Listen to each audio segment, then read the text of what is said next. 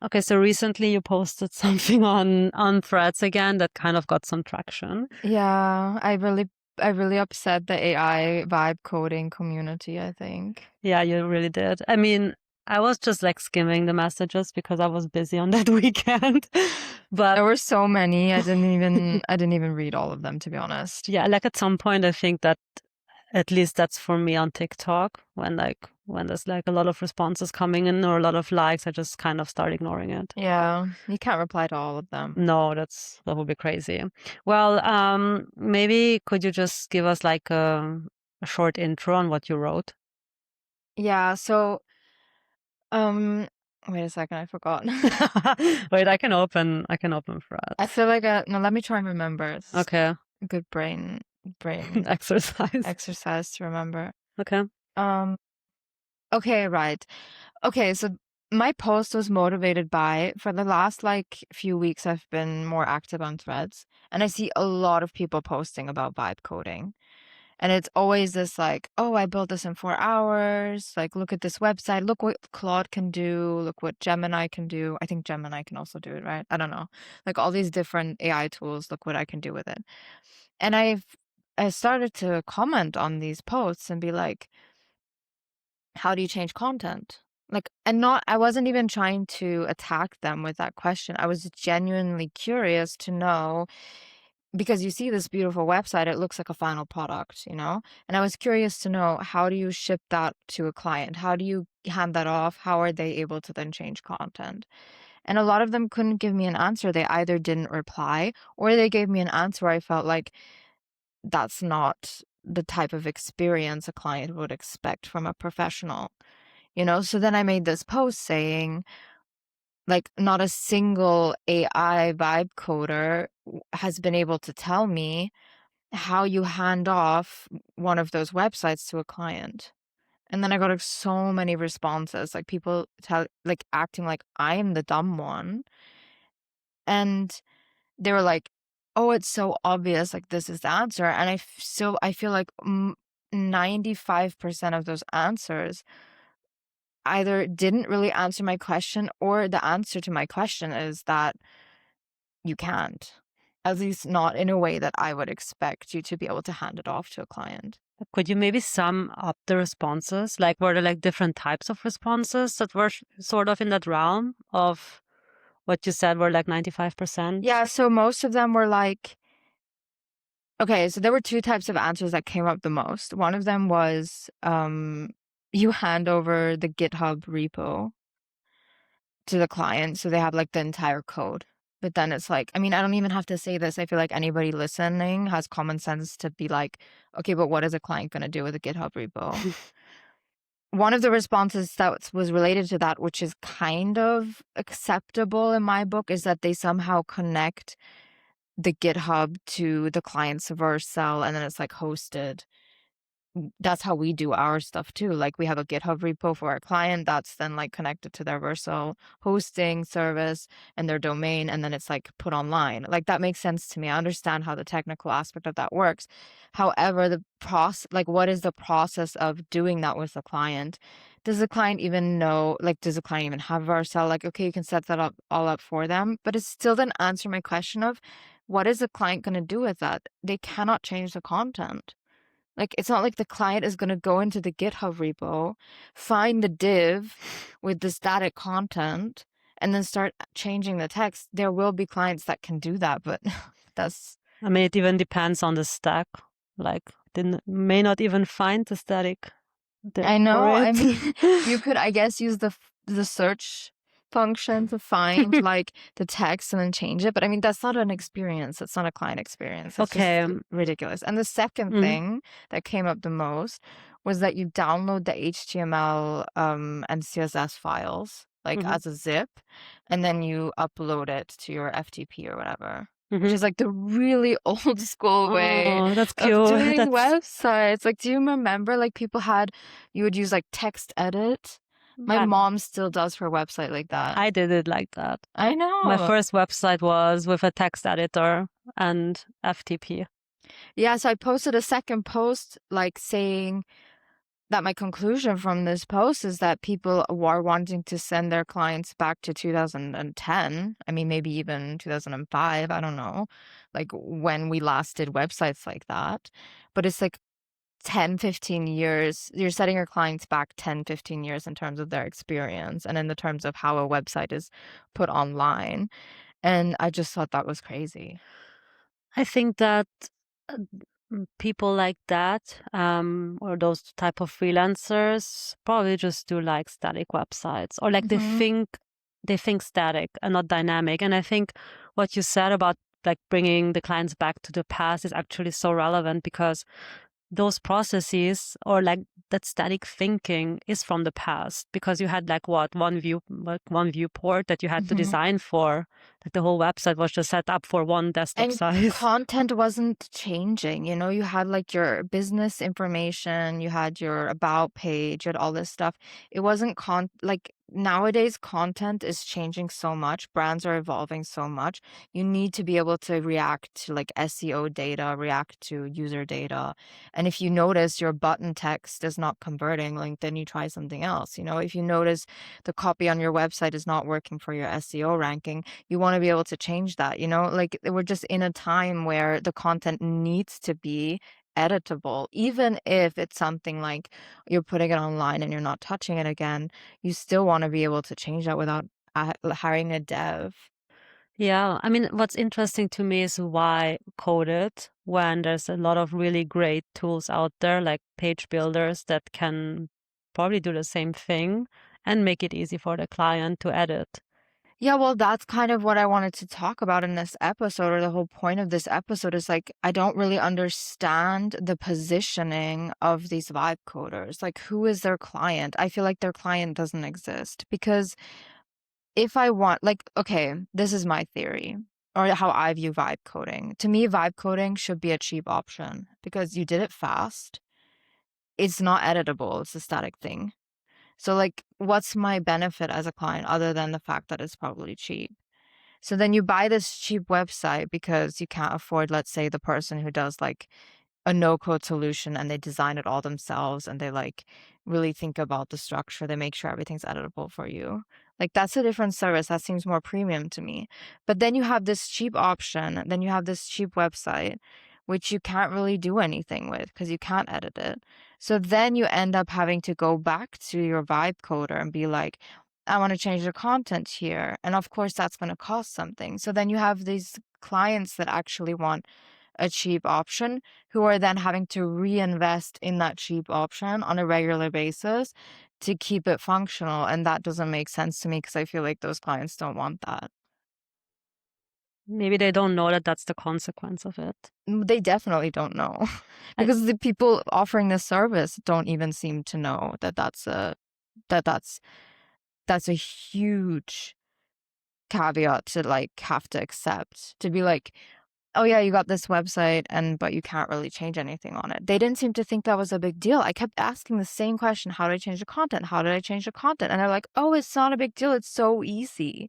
But then they yeah, give me this answer where I'm like, that isn't easy. I think you even sent me a screenshot that someone said just make like an admin panel, and I'm like, why don't just like use a content management system then? I do believe that maybe some of them do set up a content management system. I think that that's like a lower percentage of the people that do that. But my question still like remains, because coding and setting up something like that with code is really such a hassle. Like, Yeah. I mean, according to them, it's not. yeah, if I just, yeah, okay, wait. It might not be a hassle initially, but as soon, like what I said before, websites are not static. So as soon as you have to go into it, have to build upon it, have to, I don't know, make things dynamic or whatever, like change things in the infrastructure, you're gonna suddenly end up at its limitations. Take it from me. I've tried to vibe code a big part of Factor, and it's like at some point it just started completely hallucinating, and I had to like go in there, because at the point where the infrastructure starts getting really big, and to be fair, the setup is super big and super dynamic, and therefore it makes sense that it can just account for everything. However, I'm just like really imagining anything beyond a small static website. I just don't know how that would like look. I'm like, Yeah, yeah, I don't even, and that's the thing, like I don't think we're there yet that AI can do something complex like what we've done with Factor. I don't think it's there yet that it can create the types of websites that we're creating for our clients, because those are also like huge complex projects that are have a lot of different dependencies. I think that the market right now is for these small static websites, but even these small static websites, my question again is, who is your client? Because a small client wanting to buy once and never again wants to be able to edit their content. They want to be able to change colors. They want to be able to change images. And you can't do that if what you're given is a zip file, or, yeah, it's connected to your hosting on Bursa, but that doesn't help you either. no, unless you build in a content management system. But again, I just don't know why code it, even if it's easy. Like you still have to maintain it. Yeah, that's the thing, because like all these other tools out there, they're very robust. So something like Shopify or WordPress or Squarespace or even Framer, like those CMS systems are never going to not work. And if they did, it would be like a huge outage and everyone would know about it. It wouldn't be like your website is the only one affected. But if you created a CMS yourself, something could not be connected somehow, or like there's an ID missing somewhere, and suddenly the whole thing isn't showing up the way it should on your website. And that's something a dev has to go in and fix. At least tell the AI to fix it in that case, if it's completely done with AI. I mean, they could connect it to an existing content management system. But again, I think that only a small percentage does like wipe codes a whole website for a client and then adds like a content management system and deploys it correctly. I think that there might be people like that, but I really believe that's just a small percentage. From what you told me and from what I've read is that I think that most of the wipe coders that really try to ship websites, they just don't really understand the client needs.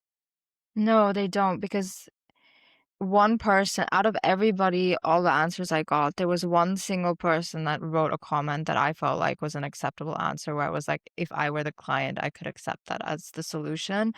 And they were saying that I haven't even looked into this myself, and honestly, probably should have before we did this episode. But apparently, so I can't confirm if this is true or not, but I'm going to trust this person.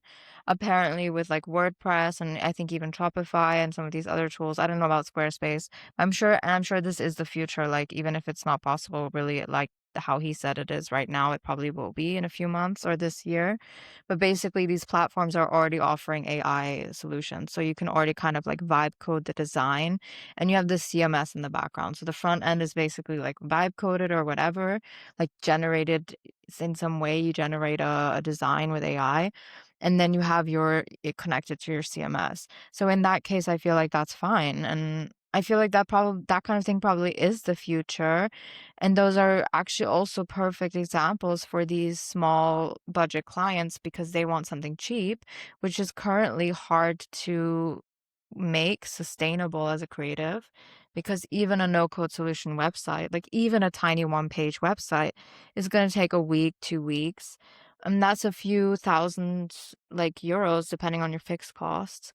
And it's really hard to sell that to a client, these low budget clients. So if you could be able to do it in like 2 days, because you can just generate the design, then you have like a feedback round, get it done in a week, then you can offer that way cheaper, and that makes whole sense. And the client has something they can actually like manage and change content on.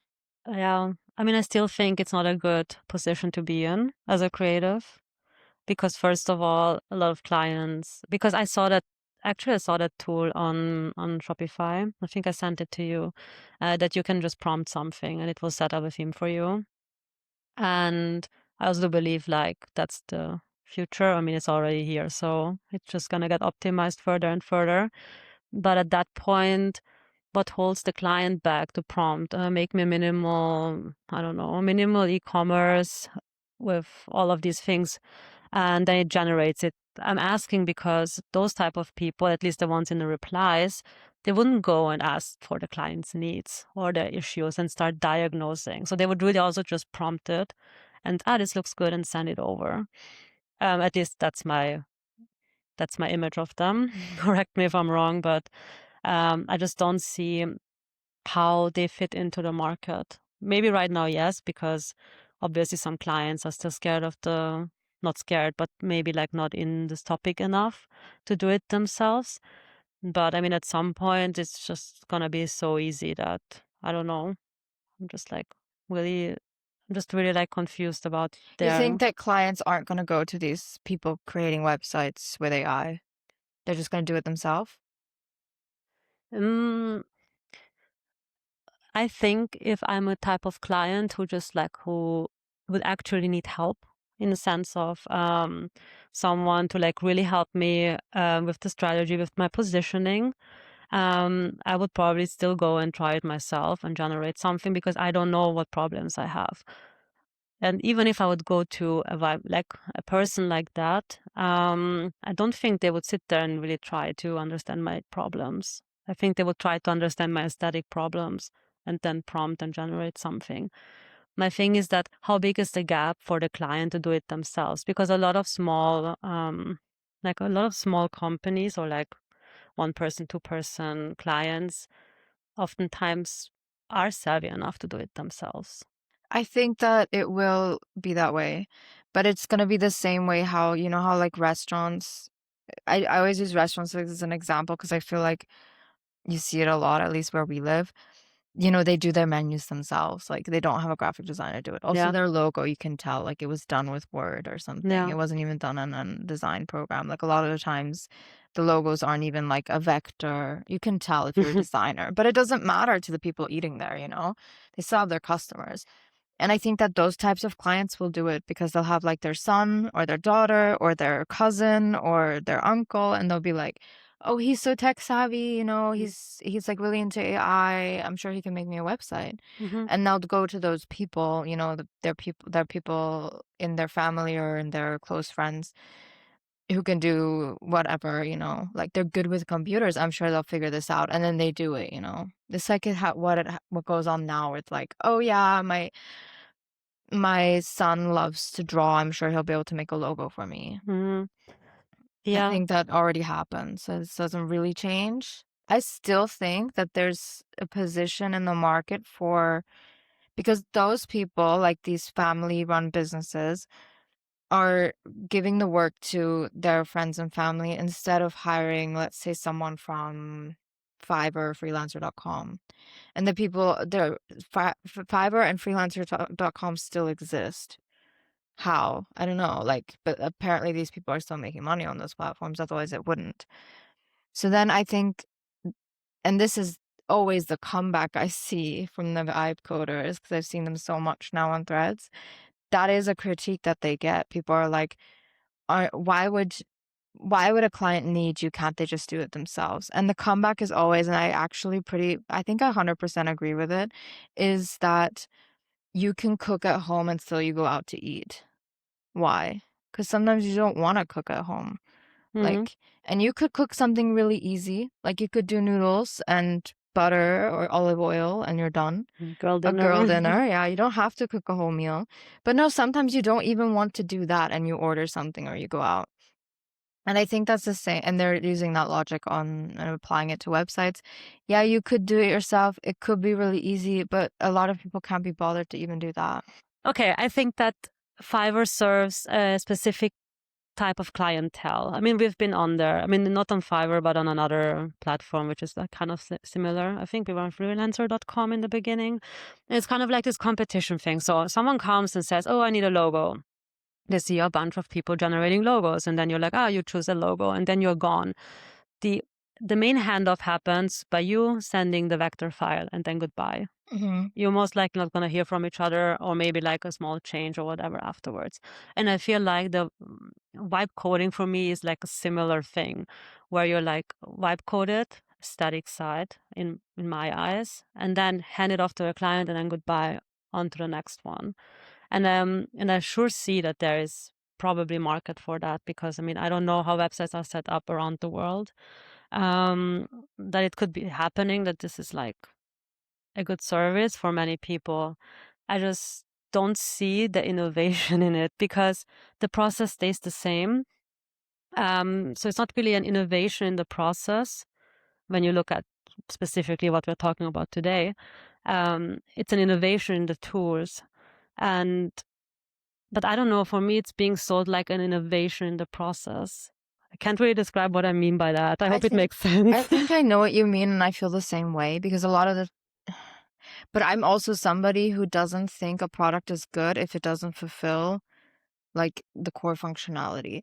And for me, a website in 2026, a core functionality of that is that you have a content management system set up, that somebody can change it. Because even if it's not the client themselves, it's going to be you, it's going to be someone in your team, or it's going to be someone in their team. Like the really big clients, they have like a whole team of people doing content management. And how are you ever going to land a client like that if you don't have a setup for them to manage their content? So for me, these websites fail in that core functionality, and therefore it isn't an innovation because you're showing off, look what I built in 4 hours, but it's a product that doesn't function in my eyes. Like, to me, that isn't an acceptable product to sell. And sure, you could sell it to these clients that would do it themselves otherwise. They just can't be bothered. And for them, that's maybe acceptable, just like, the menus designed by a family member are fine for the restaurant. And there is a market for that, I understand. But I agree with you in the terms of that it's nothing new, or like it's new that AI is able to generate this thing in 4 hours, sure. Like, or you're prompting it and you're able to do it in 4 hours. Sure, that's innovative and that's impressive. But again, you're left with a product that you can't actually sell. So like, what's really the benefit of it? I mean, you're left with a product that could be similar to a product from back in the days. Like, Yeah. obviously it's different, it's responsive, I'm pretty sure. Like, obviously it's different. I'm just saying at its core. Yeah. I think that we are past the point where static is where people need static websites. Even a restaurant needs to update their menu. Yeah. Even like we live in a digital world where you have to keep optimizing your digital presence, and something static just doesn't cut it anymore. Yeah, and I think they see the solution as you just prompt the AI to update the content, which, yeah, maybe that will be this solution at some point. I just don't know if I guess I'm not convinced that that's the client experience that clients want. Like, I don't know if clients want to prompt. I don't know if they would want to do that. But instead of putting the content in manually, I think especially older people wouldn't want to do that. Like, this is something that we're talking about. Maybe this generation that's now growing up with AI will want to do it that way. But do these clients right now, who we are selling to right now, want to do it that way? I don't think so. And I don't think there are enough of them to be able to sell that like as a benefit.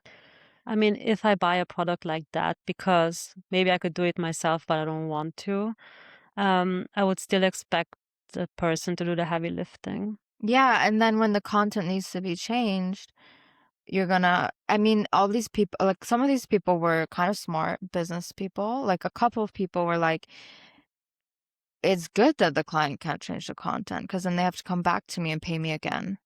So that would be their business model in that sense, which is similar to developers who do custom sites where the benefit is for them is that they can sell a retainer to maintain it. But then I go back to, but this low budget clients don't want to have to pay for that. Like, are you really going to be able to sell a retainer to somebody who buys the website? I don't know. I'm not convinced. Yeah, it's a bit, I mean, me neither, because I feel like the whole solution of a content management system was that the reason why WordPress boomed. Yeah.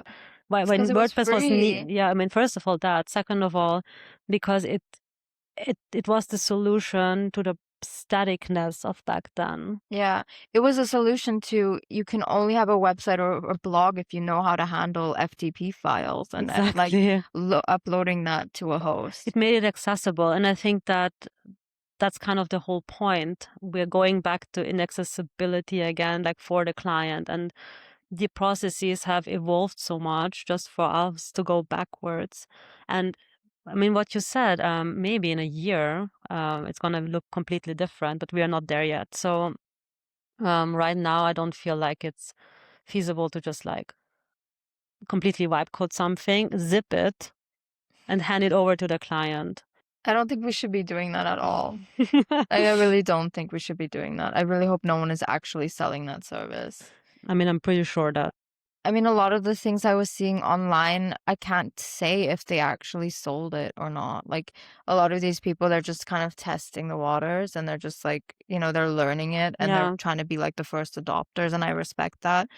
I guess I just expected them to have more awareness and also respect for the client side of things, I think actually that's the downfall of many these designers and freelancers or vibe coders. I don't even know if I should put them in a design or tech space. But I think that many people underestimate how difficult it is to manage a client and manage client expectations and understand clients' problems and diagnose and work with them as a team.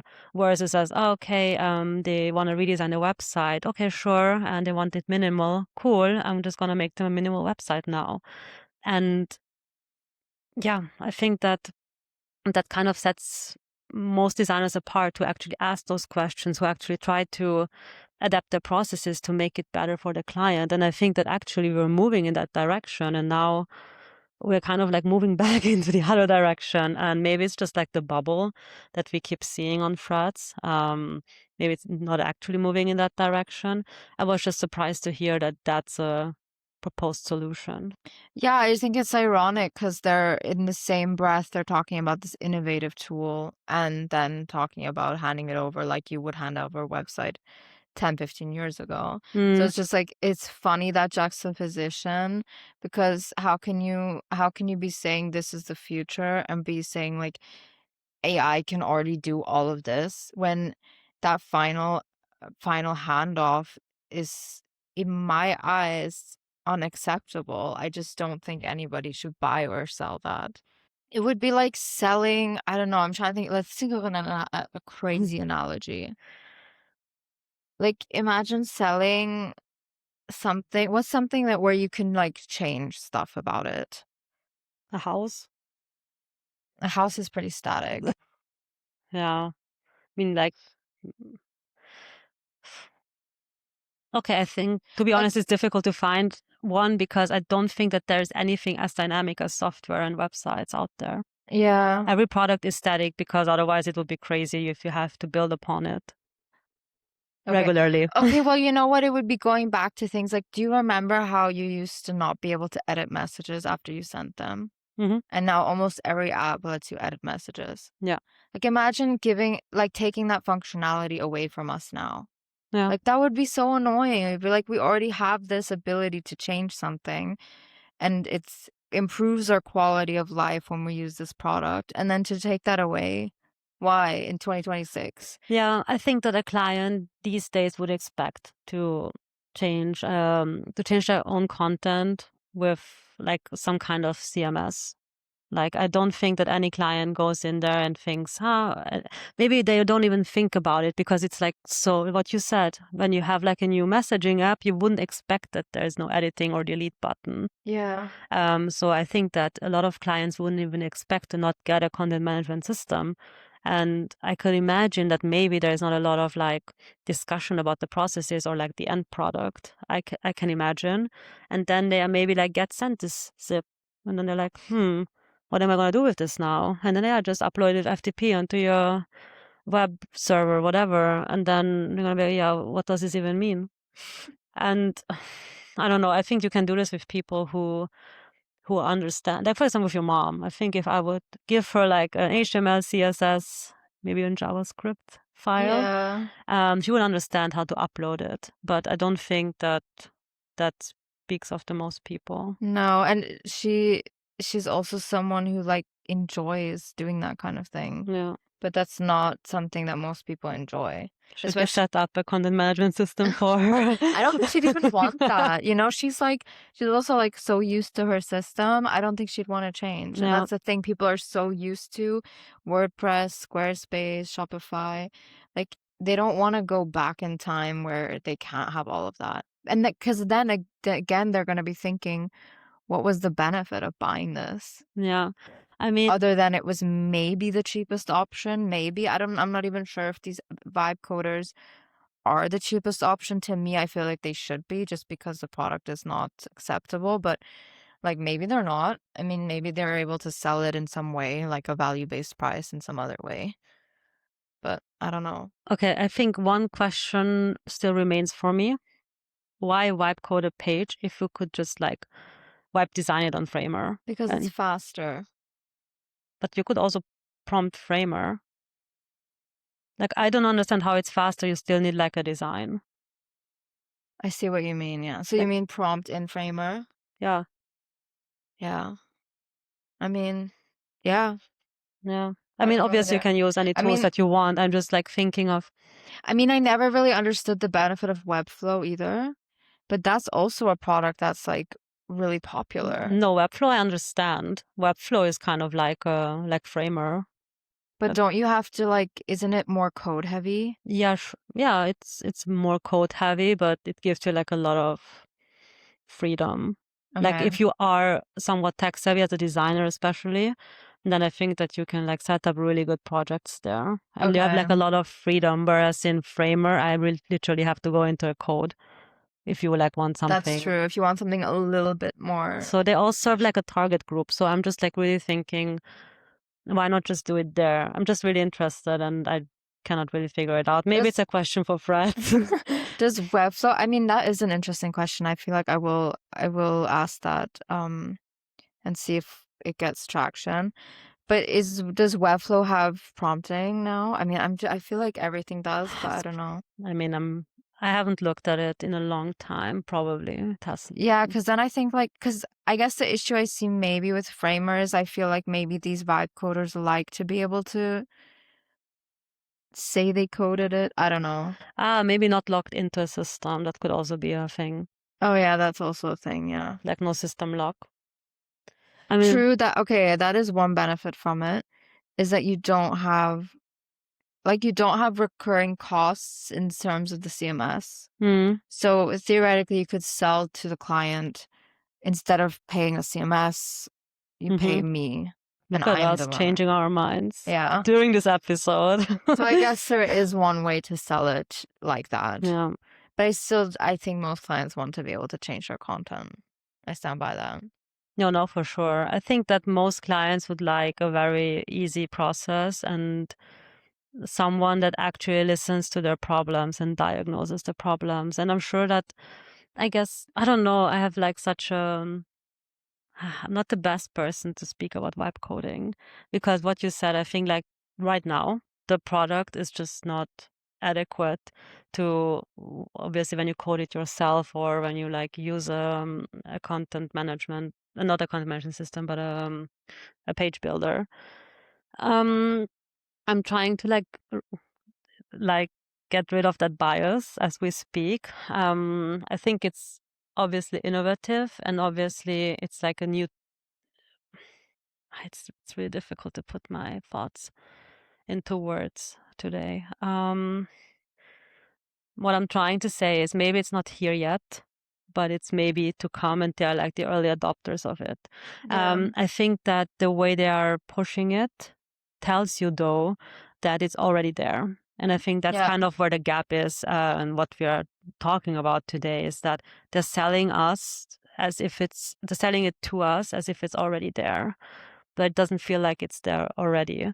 It probably will be there, like, I don't know, in a year, or I don't know, it moves so fast, this space. I can't even grasp it. It could be there even faster than that. But I think when this episode comes out.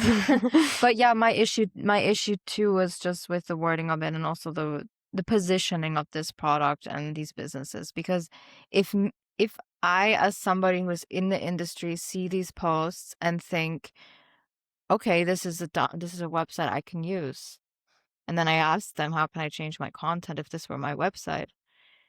Then clients are also seeing these posts and thinking, oh, look, a beautiful website generated in 4 hours. That must be really cheap.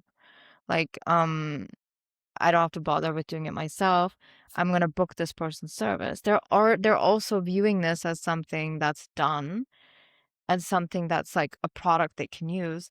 That's my issue, is that they're already like they're in the market already, potentially selling these services. I don't know if they're like really selling it and to who, but let's say they really are. I just think that's irresponsible because you're not taking into account the client's needs. They weren't able to answer my question. They didn't seem to think it was important. Like a lot of them dismissed that question by saying, what do you mean change the content? Like, a lot of them didn't even understand what I meant by you're selling a static website. They didn't really understand what they were building. And I feel like that's just irresponsible because it, and this is like maybe going too deep into like another direction, but I feel like it's dragging our industry down even more because like we already have the problem that people don't want to pay for websites. Now we have this whole group of people who are selling a product that doesn't work the way it should. And it's just going to make people be even more like less inclined to book creative because they're going to feel like, oh, this guy, I paid 1,000 for this website and I can't even change my content, Yeah, I think people might also be losing trust in the industry. What if they just Yeah, vibe code it? Like, I want like a robust product. I mean, I think that, that as well. Yeah, there's the other aspect of people who see this and then they think everyone's doing that and they don't want yeah, that. I mean, I think the devaluation of this space, which is already devalued, yeah, it's kind of like contributing to that. I actually have like an example of what it reminds me of, what you like said. It's like it's sold as a product that's actually not a finished product or like a usable product. So we had a client, and they were doing like a backend for something, like for managing something, and the end users were like younger people, and at some point, like they were building that, and the funny thing was that it had all the functionalities that it needed. So all the buttons were working, all the functionalities were there. And then the client said, yeah, but no one's going to use this. And it kind of reminded me of that because Yeah, that's a good sure, example. like sure, it was a finished functioning product, but a not usable product for the Yeah. end consumer. And I think I'm looking at it in a similar way. Like like a lot of people are not going to be able to use it in an efficient way or in a way where they're like happy with the product. Yeah, that's a really good example. It's like that was like a back end versus front end developer discussion that Yeah. we had and that's the reason why you have back end developers and front end developers. Front end is about usability, user experience, UI, and back end is about like functionality and like data and being able to like reference things. And all of that was working fine, and they thought like this back-end tool that they had designed, I'm using designed with quotation marks, using, like, what was it called? Bootstrap. Bootstrap, like these already built-in designs or whatever. They thought that they can just put that online and that these Gen Z Mm-hmm. people are going to be using that, which obviously wouldn't work. So it's like, yeah, it's a really good example because we have these vibe coded websites where, yes, like theoretically or technically speaking, the website can go online and technically speaking, it works, it's responsive. The end user of that website who's viewing it won't have any issues. But the end client, like your client who is going to have to maintain this website and live with it, like they won't be able to do what they want to do with it. And then it's like, did it even fulfill its purpose? Not really. Yeah, I guess it fulfilled it like 50-50. Yeah, it fulfilled it in an annoying way because, like, yes, it's there. Yes, it's online. And a lot of clients will probably just be like, okay, well, at least my like users are able to see it and it works, it functions, it looks beautiful. But they'll be annoyed. They'll be like, I'm gonna have to redo this at some point. Like as Yeah. soon as I want to change the content, I'm gonna have to do something here again. Yeah, I think that I think that maybe these people who vibe code would actually be the same people who wouldn't change anything in the process even if they had to code it themselves. What do Because you mean by that? what I mean by that is, for example, if they had to code it themselves, I think they would I can imagine it would still ship as like a zip Oh, file. yeah. Like the process never changed. It's just the tool that changes. No, I agree. It was very apparent just based off of their answer to my questions. Like my questions was it was the same question over and over again. How do I change the content? They would answer, okay, but how do I change the content? They would answer again. I'd be like, okay, so you're giving me a static website. And they're like, it's not static. And then they describe to me how it's not static. And they're describing something completely different. Like, okay, you don't understand what a static website is. And then they're like, oh, you mean from the client's perspective? Yeah, in that case, it's a static website. I'm like, after 5 questions of back and forth, you finally thought about me, the client. And that's where I was like, okay, so yeah, like you said, even if they weren't vibe coding it, they would still not be thinking about the client in like their process and what they actually produce. Yeah, I guess it's also similar, these discussions that always like emerge when there's like a logo change on, I don't know, Amazon or whatever, and everyone goes and like starts designing their own versions and be like, wow, this would have been so much better. This is like, and they don't understand what goes on behind the scenes. Yeah, what the client wanted. Exactly. Not just that I think that many people view this field as just execution, whereas that's just a small part of it. Like as soon as you get like bigger clients, you will soon realize, okay, execution is really just like like I said, a smaller part of the whole work. Most is like decision making, stakeholder management, presentations, strategy, concept, like that little decisions, like every little decision that went into the design, went into it thoughtfully because it's part of a system. Yeah. Like you're building a system, and all of that is maybe not seen in the aesthetics of it. Maybe, yeah, okay, it's not the most beautiful work that you've ever seen. However, it works in the system that they built. And I think that this understanding is something that's missing, like for a lot of freelancers, for a lot of people.